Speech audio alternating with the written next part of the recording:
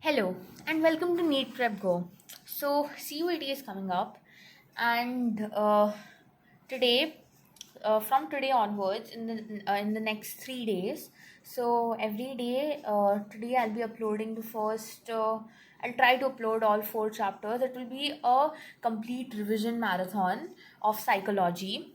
So I've created some short notes and basically yeah, we're gonna get started with it. So everything is from NCERT. All the notes, short notes that I've made through which I'm going to explain are from NCERT. Now this is going to be really fast. It is not going to be too much elaborate explanation. Although I have tried to cover each and every inch of the textbook. So without further ado, let's get started. So we'll start by variations in psychological attributes. That is the first chapter. Okay, so now basically firstly we'll come across variability. Okay, so what is variability?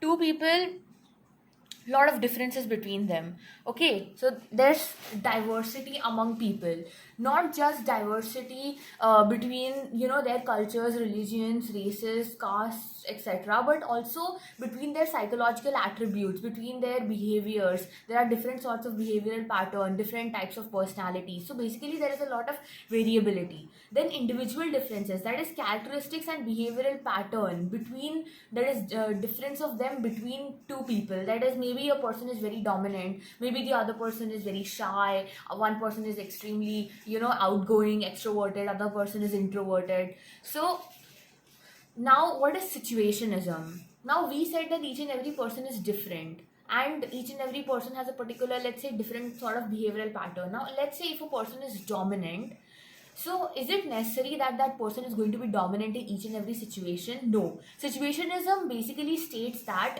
your behavior is influenced by external factors. What does that mean? It means that let's say I'm a very dominant person, but in front of my boss, in order to keep my job and for the sake of my job and my daily income, that is the reason why in front of my boss I will act as submissive. So I will act like any other person who is submissive, but actually I'm dominant. So basically situationism says that while put in a situation, your behavioral pattern and your personality is completely and dependent upon the external factors, okay, that the situation poses. Now assessment is basically the first step to understanding psychological attribute. There are two types of assessment: formal assessment as well as informal assessment. Formal assessment, as the word suggests, consists of standardized objective way to conduct an assessment. For example, all the counselors and psychologists, they use the formal assessment. Informal assessment is subjective to interpretation, which means that it is informal. So basically there is no rules and regulations and objectives which you need to cover or you need to follow. So therefore it is subjective in nature. That is, people can interpret it, and faults can happen. So now psychological assessment. So different kinds of psychological attributes can be measured by doing a psychological assessment. So I know that a person is shy. To what degree is that person shy, we get to know through psychological assessment. Now psychological attribute is not simple and straightforward. It is multi-dimensional, and it is very complex in nature. You need to remember this. This may come as an MCQ. Now intelligence. What is intelligence? All the definitions are very important. Intelligence is the global capacity to understand the world, think rationally, and use available resources effectively when faced with challenges. And how do we measure intelligence? By intelligence tests. Again, what is intelligence? Global capacity to understand the world, think rationally, and use available resources effectively when faced with challenges. What is attitude? Attitude is basically underlying potential to acquire any kind of skill. So intelligence is basically the global capacity, okay, in order to understand world, think rationally, use our resources effectively, okay. But what is aptitude? Aptitude is basically, your body, let's say, has been built, in a way, in a certain manner, that, or maybe your brain has been developed in a certain manner, whether it be due to environmental or genetic factors, that you are very good at problem solving skills, mathematical, numerical abilities, but you haven't yet discovered yet. The moment you start trying, you see that you can grasp it easier than others, you can pick it up easier than others. So basically that is called as aptitude. It is an underlying potential for acquiring skills. And how do we measure aptitude? We measure aptitude by aptitude tests. Now we come to interest. Individuals' preference to engage in activities. So interest is basically, I am interested in this, I am interested in that. So it is an individual's own preference. Assessment of interest is done in order to assess interest. Now personality is relatively enduring characteristic, making the person different. Now someone will say that, okay, that person has a very open personality, someone is a very closed one, okay, someone is very shy. So basically it is the relatively enduring characteristic which make us different from other people, okay, which make us unique. So because it is multidimensional as well as very complex, right? So it's not like if I am a person who has anger issues, the other person having an anger issue, both will be same. No, the degree to which we get angry, in what situation we get triggered, they may differ from one another. Now values. What are values? Values are enduring belief about ideal mode of behavior. Okay. Now for values we have value assessment. Now different kinds of psychological tests. First is psychological test, then interview, then case study, then observation, then self-report. Now these are very straightforward ones. So I haven't really defined and elaborated each and every single one of them, but I will say it. Okay, so psychological test, basically remember, it will be MCQ based. Okay, it will be objective, standardized, and conducted by the counselor, psychologist. Interview will be one-to-one basis. Okay, this psychological test can be administered as a group also, but interview only one-to-one it can happen, and it needs to have a rapport between the interviewer as well as the person who's getting interviewed. Okay, there needs to be a sort of a rapport, whereas in psychological test, if it is being administered as a group, you don't need to talk, you don't need to discuss it. You just have to write the paper and you have to tick the correct answer. Okay, case study is a very in-depth, full-fledged what can you say, sort of a, the counselor does like a complete in-depth study on you. That is called as case study. Observation has a very big major disadvantage which you need to remember. It is basically very subjective, and usually it gets interpreted and completely biased on the observer. Okay, so you have little to no control over the situation because you are just observing. For example, mother and child relationship, you are just observing from a distance. You can't really help them, you can't really change anything, you can't do anything, you are just an observer. So what you are interpreting by observing them, it can be different than what I interpret by observing them. So basically it differs from one person to another, and therefore that is a major disadvantage. Self-report, as the word suggests, it is very self-explanatory. Self-report is basically when you yourself conduct a test, like you are being honest to yourself. Self-report measures, if you have seen those kind of psychological tests, they ask you how would you describe your day, or how would you describe your mood, your emotion regularly. Then there will be like neutral, very good, very bad, good, bad. So like that you need to tick, and it is basically a self-report measure. You yourself are assessing yourself, sort of thing. Okay, self-concept questionnaire is one of the best examples of that. Now intelligence. The Oxford Dictionary basically defines intelligence. You need to remember this is important, as the power of perceiving, learning, understanding, and knowing. So Oxford Dictionary defines intelligence as the power of perceiving, understanding, knowing, and learning, right? Now Alfred Binet was the first to work on intelligence. Alfred Binet defined intelligence as the ability to judge well, understand well, and reason well. Now Wechsler, the intelligence tests made by Wechsler are the most widely used. He defined intelligence as global and aggregate capacity of an individual to think rationally, act purposefully, and deal effectively with his or her environment. Now Gardner and Sternberg said that intelligence not only adapts, intelligence not only adapt but also manage to shape the environment. Okay, so now let's define each and every one of them. Okay, so firstly, what did we learn? What was the main in the textbook given, the main definition of intelligence? It was the global aggregate capacity or aggregate capacity to understand the world, think rationally, and use available resources effectively faced with challenges. Okay, so there the keyword should be challenges. Okay, now what was by Oxford Dictionary? It was basically Oxford Dictionary basically said power of perceiving, learning, understanding, and knowing. Okay, power. Okay, now Alfred Binet said judge well, ability to judge well, understand well, reason well. They are all more or less saying the same thing. It's just the vocabulary is a bit different. Now, what did Wechsler said? He said global aggregate capacity to think rationally, act purposefully, deal effectively with his or her environment. So environment is an important word in Wechsler's thing.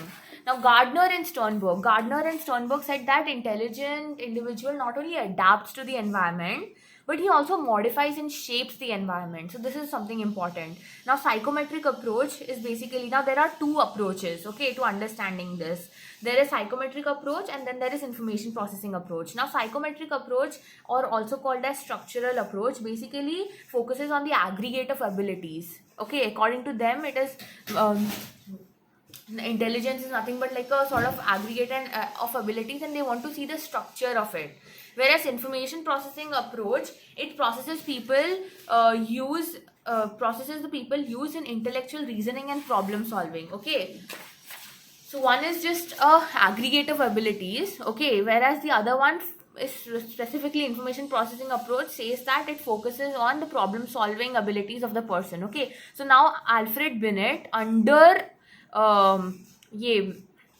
psychometric approach, Alfred Binet gave the theory of uni or one factor theory of intelligence, which states that it's all, what do you say, it's all the it is all same abilities, basically similar abilities. Okay, so it gave the uni or one factor theory of intelligence. Charles Spearman gave the two factor theory of intelligence. He did this by the method of factor analysis, wherein he took two factors, G factor, which is a general factor, and S factor, which is a specific factor. Now general factor, he said everyone has, whereas specific factor some people have in people have in their own, specifically in what they do. For example, architect, dancer, singer, doctor, all will have the general factor, but all of them will have the specific factor in their respective fields. That is, the dancer will have the ability to contort her body and make those movements and good well coordination and all, whereas the surgeon will have different kind of ability, visual and spatial ability. Then Louis Thurston's theory of intelligence. Louis Thurston said that in his theory of intelligence, he proposed the theory of 7 primary mental abilities. Okay, first one was verbal comprehension. Okay, numerical abilities. Spatial relation basically refers to patterns and all. Perceptual speed. Okay, how you perceive, how fast you perceive, and then word fluency. Okay, and memory, and lastly inductive reasoning.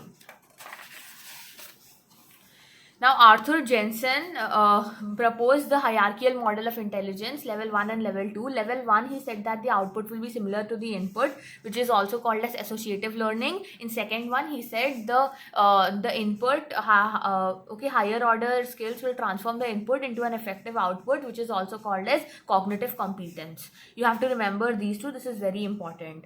Now, J.P. Guilford in 1988 gave the structure of intellect model. Okay. And he gave 3 dimensions. Okay, in 3 dimensions, 6 into 5 into 6 categories, 180 cells. This is very important. You need to remember this. Question will come from this. 3 dimensions were operation, content, and product. Operation was what you basically fill in as the input sort of thing. Okay, the information basically, then the content, and finally the result, that is the product. These cell are psychometric. These all are psychometric approach theories. Okay, so what are the psychometric approach theories? First one given by Alfred Binet, uni or one factor theory. Second given by Charles Spearman in, I guess, 1927, which is a 2-factor theory, G factor, S factor. Yeah. Then Louis Thurston's theory of primary abilities, mental abilities, which was 7: verbal comprehension, word fluency, memory, inductive reasoning, spatial relation, perceptual speed. and numerical abilities. Now, then Arthur Jensen gave the level 1, level 2. Then J.P. Guilford in 1988 gave the structure of intellect model containing 3 dimensions: operation, content, product, 6 into 5 into 6 categories, 180 cells. Now, theory of multiple intelligence. Theory of multiple intelligence was given by Howard Gardner. This is also very important. And this theory was a mixed approach. That is psychometric approach as well as information processing approach. Now, what were the multiple intelligences? Linguistic intelligence. That is multiple intelligence. That is in language, they will have a special, ability in language, that is linguistic intelligence. Okay, you are able to speak all kinds of language, you're fluent, you remember them. Okay, you are good in many languages, more than 2-3 languages. Logical mathematical, basically again those logical reasoning and numerical abilities in those things. Spatial patterns, visual, knowing, like RP M test, okay, Raven progressive matrix test. In that, there's a box containing a particular pattern and a part of the box is missing and you need to match it. So basically spatial ability, whoever has very high spatial ability, they will get all of them. Basically that is imagination, like visualization. Then musical, again, music, rhythm, beat, sound, vibration, you are very good at that. Bodily kinesthetic, again, contortions, moving your body, coordination and all. Then interpersonal intelligence, one that I feel like I may be having a bit good, like maybe because being social, interacting with a lot of people on a daily basis, not being shy, like being outgoing, extroverted, and friendly, making the first move sort of thing, and basically just managing, handling, and interacting with new people, and yeah. So interpersonal. Intrapersonal, the opposite of it. Yourself, understanding yourself in a better way, describing yourself, your emotions, accepting who you are, trying to just modifying yourself into something that you want to be, like basically having a control over yourself. And lastly, naturalistic, again, plants, all kinds of greenery, vegetation and everything, animals, you have a connection with them. Nature, with connection with nature, that is naturalistic intelligence. Now, Robert Sternberg in 1985 proposed a triarchic theory of intelligence. It says a triarchic 3. Okay, so triarchic theory of intelligence, Robert Sternberg viewed intelligence as the ability to adapt, select and shape environment to accomplish one's goals and those of one's society and culture. Culture here is an important word, society and culture. Okay, so Robert Sternberg, in his intelligence, if you want to remember his definition, society and culture, remember these keywords. Triarchic theory of intelligence, what was it? Componential or analytical intelligence, experiential or creative intelligence, and contextual or practical intelligence. Now, componential or analytical intelligence had 3 more parts, that is knowledge acquisition, getting the knowledge, meta or higher order component, that is the processing one, and lastly the performance component. Okay, sort of the output. Okay, it is basically that only. If you once again just go through this part in detail, but mostly basically this is what they are saying. Okay, now secondly, experiential creative intelligence, basically learning from your previous experiences, from your past experiences, that is basically experiential or creative intelligence. Lastly, contextual or practical intelligence, you will see this word also in your textbook written as street smartness. Okay, basically using your practical knowledge, being practical in situations, given situations. So Robert Sternberg's triarchic theory of intelligence is information processing approach. Now we go to PASS model of intelligence, which was developed by J.P. Das, Jack Niglieri, and Kirby. Okay, in 1994. PASS model of intelligence: simultaneous successive processing, attention arousal, and this is planning. Okay. So, according to this model of intelligence, intellectual activity involves the interdependent functioning of 3 neurological systems called as the functional units of brain, okay, which is arousal, attention, coding, processing, which is also called as simultaneous successive processing, and planning.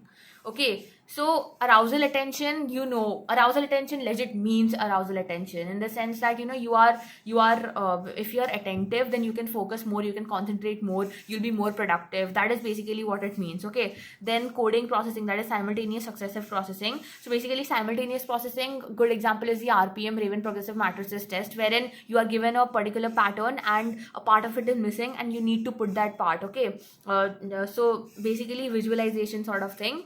that is recalling through like visualizing. By visualizing it, you are not exactly recalling, you are actually like, you know that this is supposed to be there but it's not, so you match it.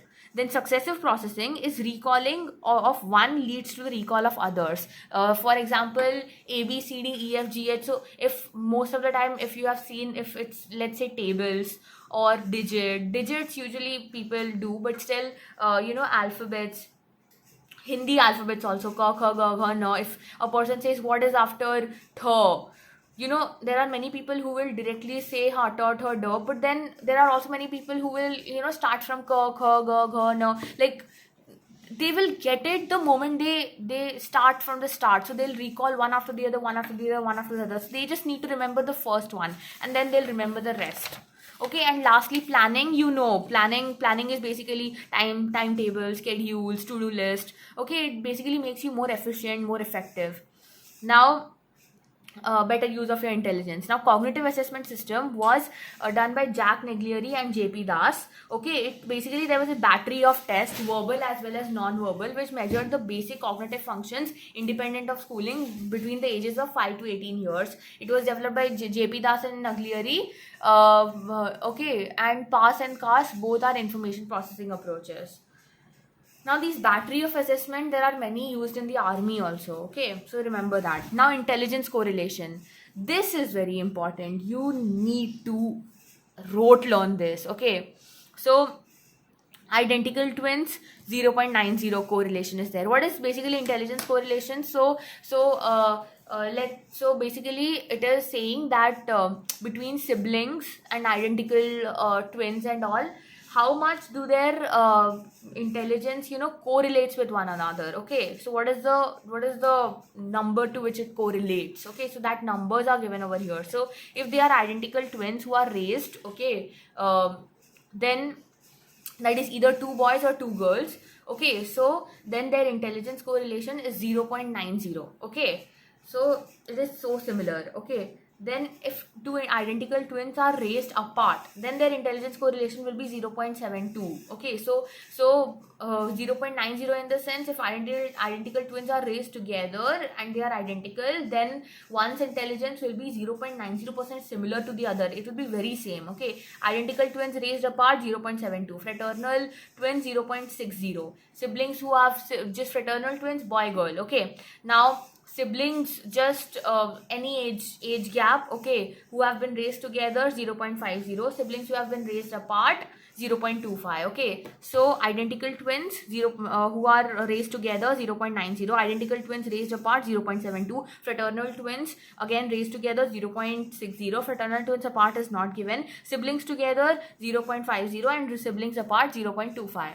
Okay, now adopted children, when they are small, their intelligence basically resembles more of that of their biological parents. Okay, but as they grow up, it resembles to their adoptive parents. So what does this mean? This means that genetic obviously has an effect on the intelligence, but environmental factors also depend a lot, because environmental factors can increase or decrease intelligence. Now, intelligence is a product of nature and nurture. Heredity only provides range of intelligence. Okay, so basically, if my intelligence range is, let's say, till 110, okay, so let's say 80 to 110. So if I am raised in a very good environment, then I can go till 110. Okay, but if not that good, then I'll be in the 80 85s or 90. Like, it depends upon nature and nurture both. Okay, in 1905, Alfred Binet and Theodore Simon made first successful attempt at measuring intelligence. Please remember this. In 1905,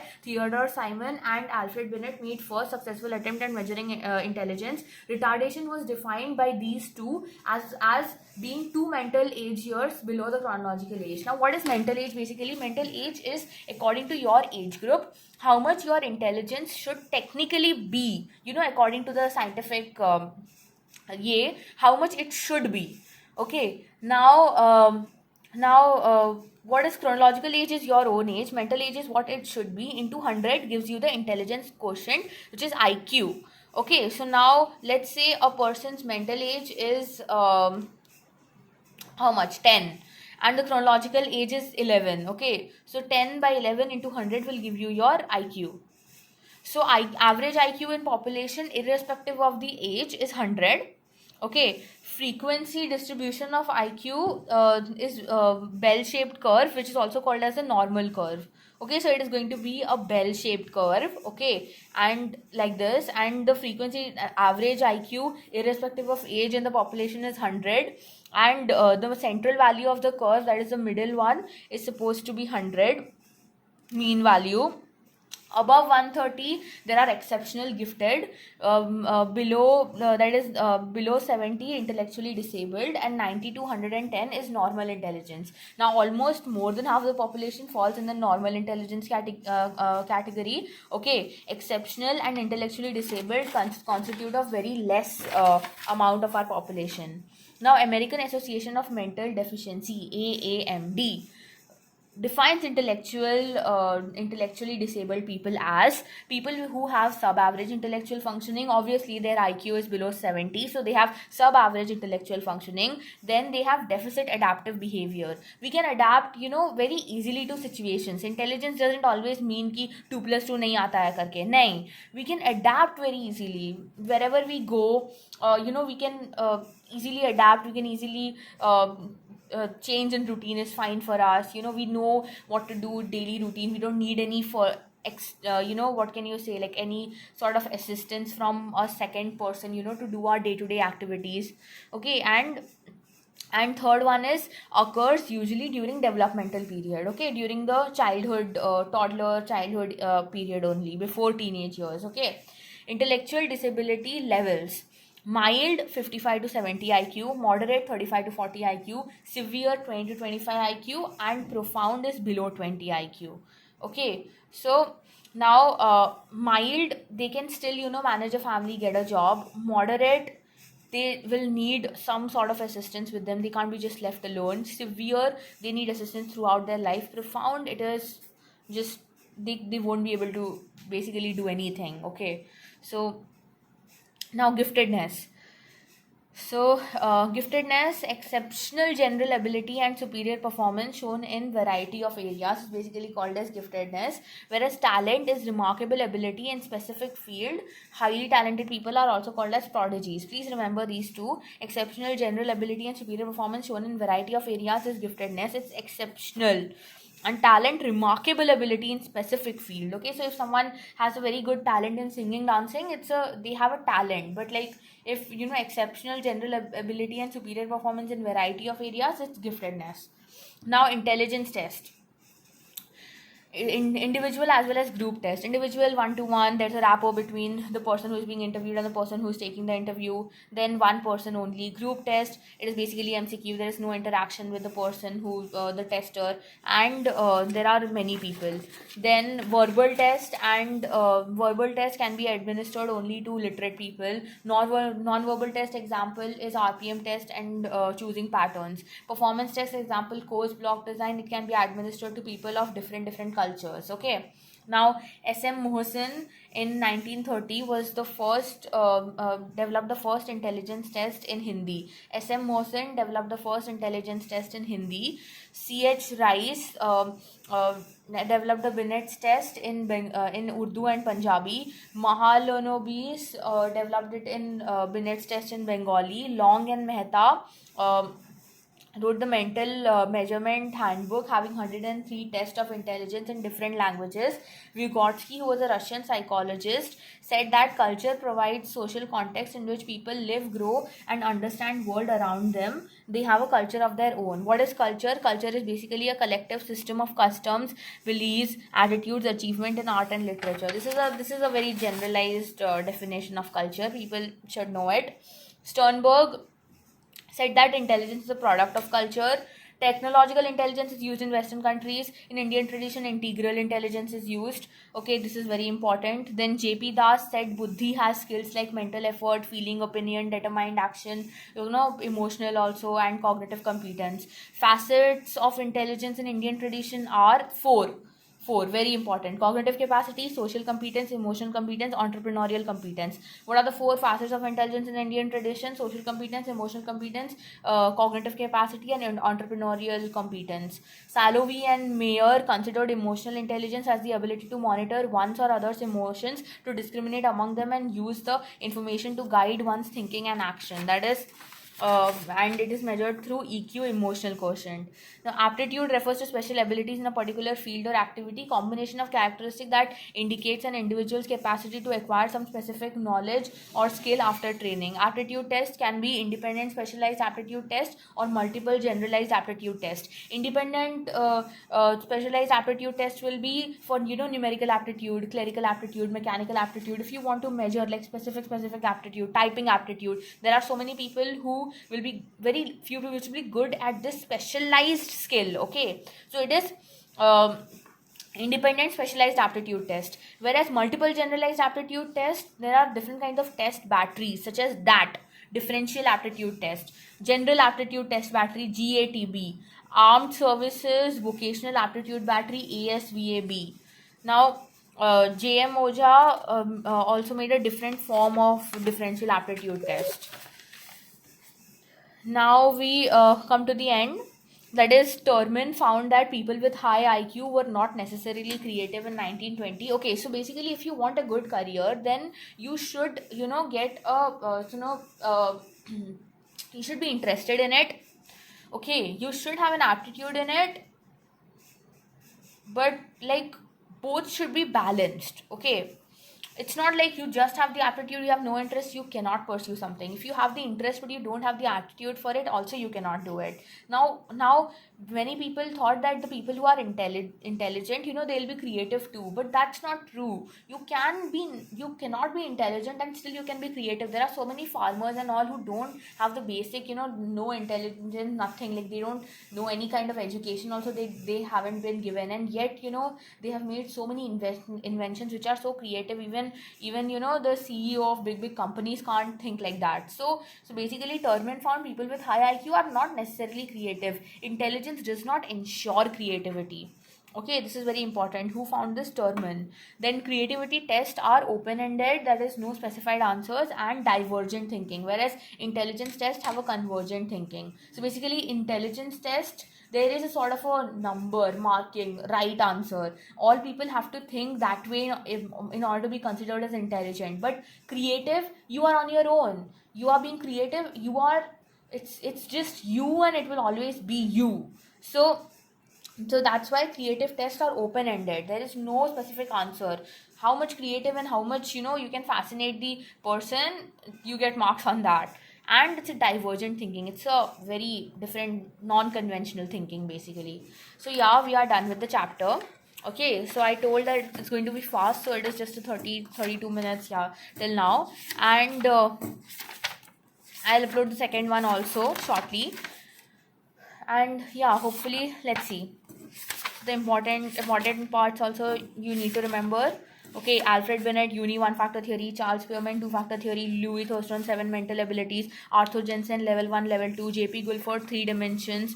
Okay, and all these are psychometric approach. And then multiple intelligence given by Howard Gardner, it's a mixed approach. Robert Sternberg, triarchic theory of intelligence, pass model of intelligence, Jack Neglieri, Kirby, and JP Das 1994, that is also information processing approach. Lastly, CAS, cognitive assessment system, also information processing approach. Now, intelligence correlation, you have to remember. Then this part is very important.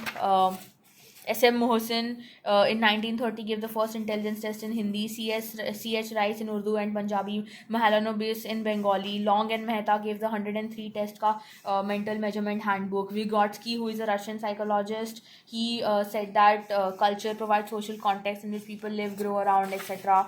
Then Sternberg said that intelligence is a product of culture.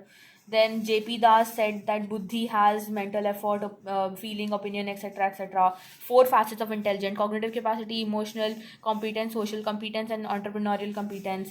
Salovey Mayer regarding emotional quotient, emotional intelligence. then independent aptitude test, multiple generalized aptitude test, and lastly Terman said that creativity, high IQ does not ensure creativity. All right, so the next chapter, self and personality. See you then. All the best for CUET. Thank you. Bye.